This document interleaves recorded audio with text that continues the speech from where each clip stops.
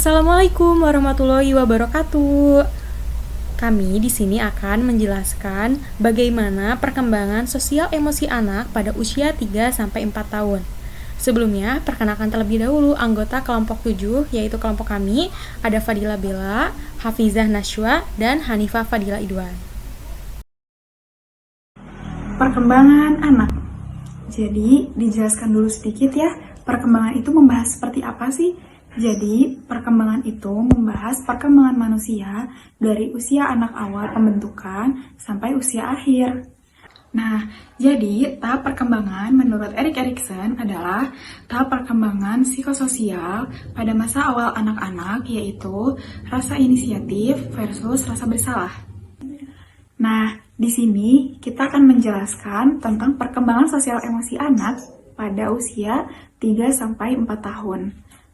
Jadi, pada tahap ini, anak-anak itu mulai menemukan identitas mereka dan anak itu mudah terpengaruh oleh orang tua mereka sendiri.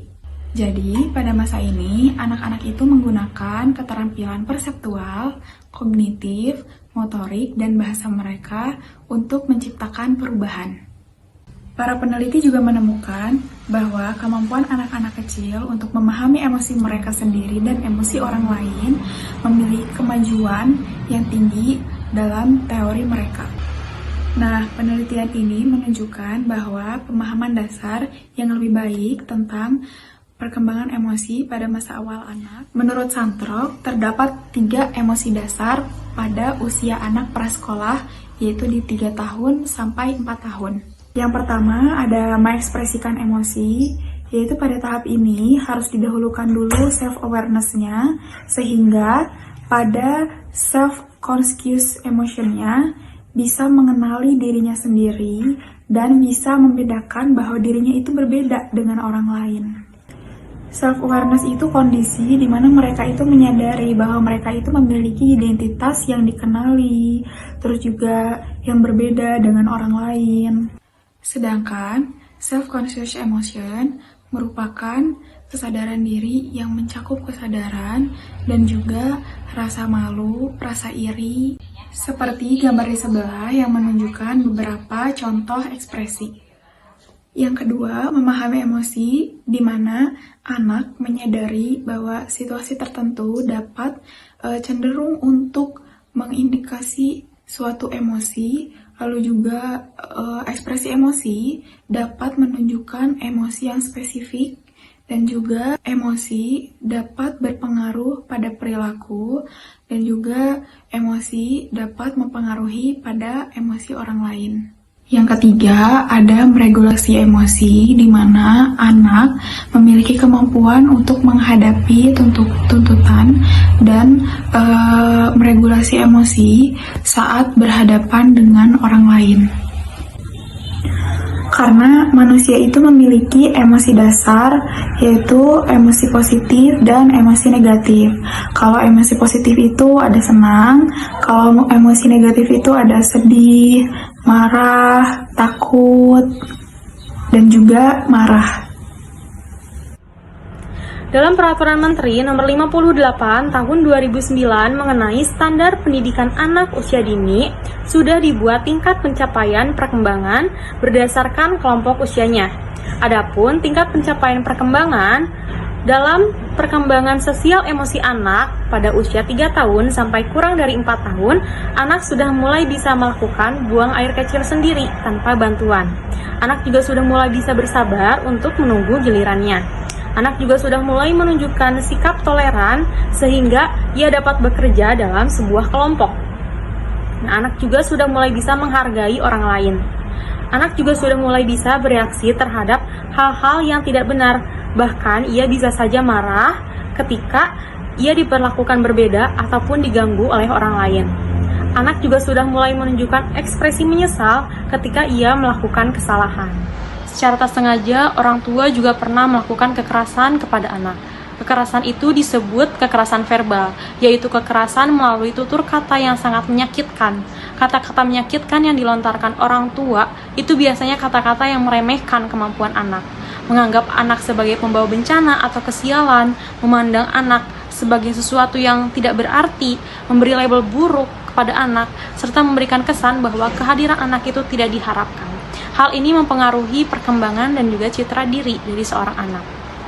Nah, bentuk-bentuk kekerasan verbal antara lain yang pertama itu mengintimidasi, berupa tindakan menggertak anak, berteriak, menjerit, dan juga mengancam anak. Dan yang kedua yaitu mencela anak, seperti mengatakan kepada anak bahwa semua masalah yang terjadi itu karena kesalahan anak. Dan yang selanjutnya itu tidak sayang dan juga dingin kepada anak, yaitu tidak memperlihatkan sedikit pun rasa sayang kepada anak, bahkan seperti memeluk atau berkomunikasi dengan kata-kata sayang itu pun tidak pernah. Dan yang selanjutnya yaitu mengindahkan atau menolak anak, tidak memberikan respon kepada anak ketika anak bercerita, bersikap dingin, dan juga bersikap tidak mau tahu. Dan yang selanjutnya yaitu hukuman ekstrim, dengan menyekap anak di kamar mandi, mengurung di kamar yang gelap, dan meneror serta bahkan mengikat anak dalam waktu yang lama. Dan yang terakhir yaitu mengecilkan anak atau mempermalukan anak, mengatakan sesuatu pada anak yang terjadi seperti merendahkan anak, dan juga membuat perbedaan negatif antar anak, seperti apabila anak memiliki kekurangan dalam suatu hal tetapi malah membanding-bandingkan dengan anak-anak yang lain. Baru-baru ini viral di media sosial video seorang ibu yang tampak sedang memarahi anaknya di stasiun kereta. Dalam video singkat yang dibuat oleh akun TikTok @maharanibooks, ibu tersebut tampak marah kepada anak akibat ketinggalan kereta di stasiun kereta api Purwokerto, Banyumas, Jawa Tengah. Dalam keterangan pada video tersebut, pemilik akun menuliskan kalau sang ibu itu marah-marah, bahkan sampai memukul anaknya. Sementara sang anak yang mendapatkan perlakuan seperti itu dari ibunya tampak menangis ketika dimarahi. Nah, pada video lainnya juga memperlihatkan beberapa orang yang ada di stasiun tampak berusaha menenangkan anak tersebut. Sementara si ibu terlihat cuek dengan anaknya yang menangis itu, padahal sudah ada penumpang lain yang memberikan tiket kepada ibu itu. Video singkat itu langsung menjadi sorotan warganet. Beberapa lainnya khawatir jika sang anak akan mengalami trauma hingga dewasa, apalagi ibu tersebut membentak anaknya itu di depan umum. Mengutip dari Hello Sehat, orang tua membentak atau memukul anak memberikan dampak bagi kesehatannya, baik secara fisik maupun mental. Hal tersebut bisa menjadi sesuatu yang diingat anak, bahkan saat usianya sudah beranjak dewasa. Nah, tidak hanya itu, dalam berita ini juga dijelaskan bahwa orang tua yang membentak dan memukul anak juga bisa menyebabkan beberapa masalah lainnya, seperti diantaranya yaitu trauma, susah bersosialisasi, dan juga sulit untuk belajar, bahkan sampai bisa anak itu dapat melukai dirinya sendiri. Selanjutnya ada hasil wawancara dari kedua anak. Yang pertama, bagaimana perasaanmu ketika disuruh berbicara atau menyanyi di depan kelas? Jawaban anak yang pertama yaitu senang apabila bernyanyi dilakukan bersama teman-temannya. Pertanyaan kedua yaitu, jika ada teman yang membutuhkan bantuan, apa yang akan kamu lakukan? Jawabannya itu membantunya. Contohnya, ketika ia diminta bantuan untuk mengambilkan gunting. Pertanyaan ketiga yaitu, apabila melihat temanmu dimarahi oleh guru, bagaimana perasaanmu? Jawabannya itu tidak melakukan apa-apa, hanya memperhatikannya saja. Pertanyaan terakhir yaitu, bagaimana perasaanmu jika orang tua memarahi kamu? Jawabannya yaitu, anak akan menangis karena dimarahi oleh orang tuanya jika ia tidak mengunyah makanannya. Selanjutnya, hasil wawancara dari anak yang kedua yaitu, pertanyaan yang pertama, bagaimana perasaanmu ketika disuruh berbicara atau bernyanyi di depan kelas? Jawabannya yaitu, anak akan menyukai kegiatan bernyanyi ketika dilakukan bersama dengan teman-temannya. Lalu pertanyaan kedua yaitu, jika ada teman yang membutuhkan bantuan, apa yang kamu lakukan? Jawabannya, anak hanya merespon dengan menggeleng-gelengkan kepalanya. Pertanyaan ketiga, apabila melihat temanmu dimarahi oleh guru, bagaimana perasaanmu? Jawabannya, anak tidak merespon pertanyaan, tetapi malah mengalihkan topik pembicaraan. Lalu pertanyaan yang terakhir yaitu, bagaimana perasaanmu jika orang tua memarahi kamu? Jawabannya yaitu, anak akan mengikuti perintah atau nasihat yang diberikan orang tuanya. Contohnya, ketika ibunya menegur anak supaya tidak berlari-lari. Nah, selanjutnya kita akan membahas mengenai peran orang tua. Orang tua memiliki peran penting dalam membantu anak mengatur emosi mereka, bergantung pada cara mereka berbicara dengan anak-anak tentang emosi. Jadi di sini tuh ada dua pendekatan. Yang pertama itu ada emotion coaching, yang dimana orang tua itu akan memantau emosi anak, melihat emosi negatif anak sebagai peluang untuk mengajar, membantu mereka dalam memberi label pada emosi, dan melatih mereka dalam cara mengatasi emosi dengan efektif.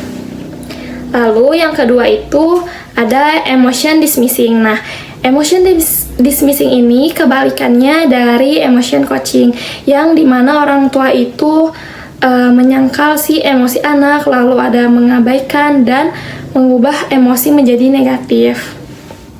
Secara tak sengaja, orang tua pernah melakukan kekerasan pada anak. Kekerasan itu disebut dengan kekerasan verbal. Kata-kata menyakitkan yang dilontarkan orang tua biasanya kata-kata yang meremehkan kemampuan anak, menganggap anak sebagai pembawa bencana, serta memberi kesan bahwa kehadiran anak tidak diharapkan. Hal ini dapat mempengaruhi perkembangan dan citra diri pada anak. Maka dari itu, kita sebagai orang tua harus bisa memahami tentang perkembangan anak pada usia ini. Cukup sekian penjelasan dari kami. Semoga orang tua ataupun masyarakat luas yang menonton video ini bisa lebih aware terhadap perkembangan sosial emosi anak, khususnya pada usia 3-4 tahun, dan bisa lebih baik lagi dalam berkomunikasi dengan anak sehingga meminimalisir terjadinya kekerasan verbal. Assalamualaikum warahmatullahi wabarakatuh.